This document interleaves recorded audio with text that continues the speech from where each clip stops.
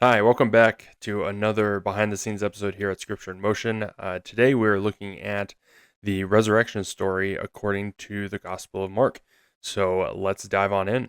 When the Sabbath was over, Mary Magdalene, Mary the mother of James, and Salome bought spices so that they might go to anoint Jesus' body. Not only are we introduced to the style of this video very quickly, but we are also introduced to the three main characters of this story in Mark, which are the three women.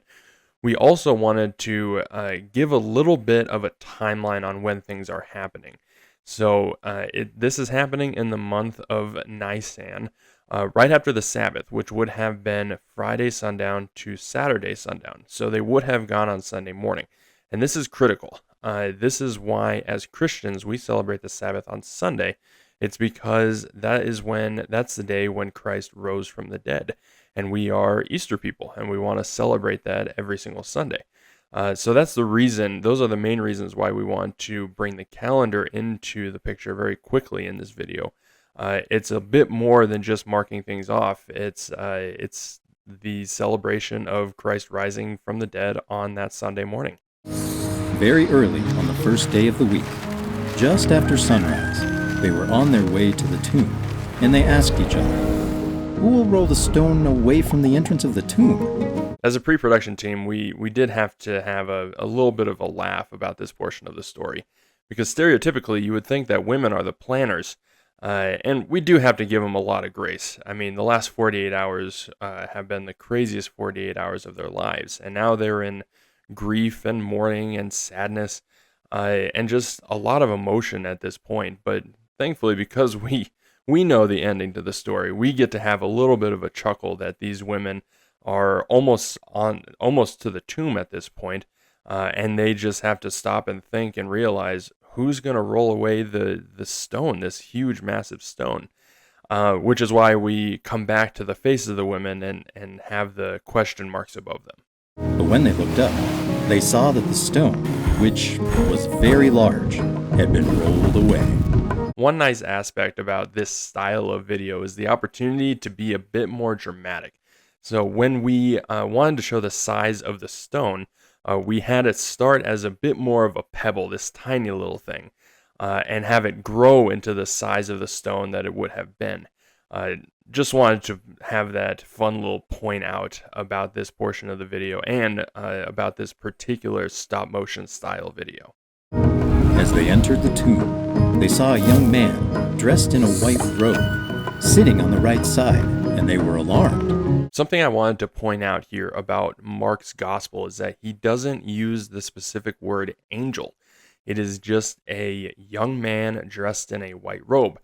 And this was another reason why we decided to go with this stop motion style. You first start off by saying just that, a young man in just simple garments. And then it turns into the same young man now in white robes. And how strange that would have been for the women. And again, just stopping here to point out something unique about Mark's gospel. "Don't be alarmed," he said. "You are looking for Jesus the Nazarene, who was crucified. He has risen. He is not here." How can you not stop here for just a second to point out the picture of the three crosses in the background and the empty tomb in the foreground? It's an image we've all seen, absolutely, but it certainly doesn't take away the point of this just absolutely unbelievably miraculous event that Jesus rose from the dead. So just wanted to stop here so we could enjoy this frame for a hot second. "See the place where they laid him. But go, tell his disciples and Peter, he's going ahead of you into Galilee. There you will see him, just as he told you." Very similar to the calendar at the beginning of this video, now we get a little context of where Jesus was going to be heading ahead of his disciples. So not too much to point out here, but just wanted to stop on this frame for you to be able to take it in. And also ask, do you find these kind of elements, the maps, the calendars, helpful in our videos? And if you do, please comment below and let us know what you think, and we'd love to hear from you. Trembling and bewildered, the women went out and fled from the tomb. They said nothing to anyone, because they were afraid. So lots of things to point out here, but it all centers around what you just heard. And let me read it again. Trembling and bewildered, the women went away and fled from the tomb. They said nothing to anyone because they were afraid. Notice that Jesus was never mentioned in the Gospel of Mark. And why is that? I mean, unfortunately, I can't really answer that question, but the thing that we really wanted to lean in here at Scripture in Motion is the idea that the story isn't done. And that's the reason why the women flee from this tomb and that they fade into the distance and is replaced by Jesus looking after them.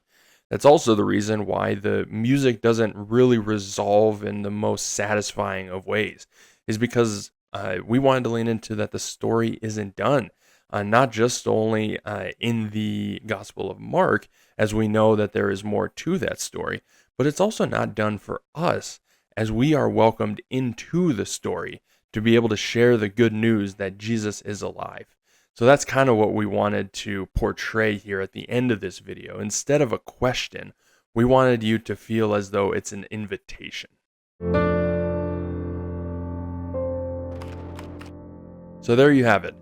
And may this video, as well as the ending to Mark's Gospel, truly be that invitation for you to share that good news to everyone around you.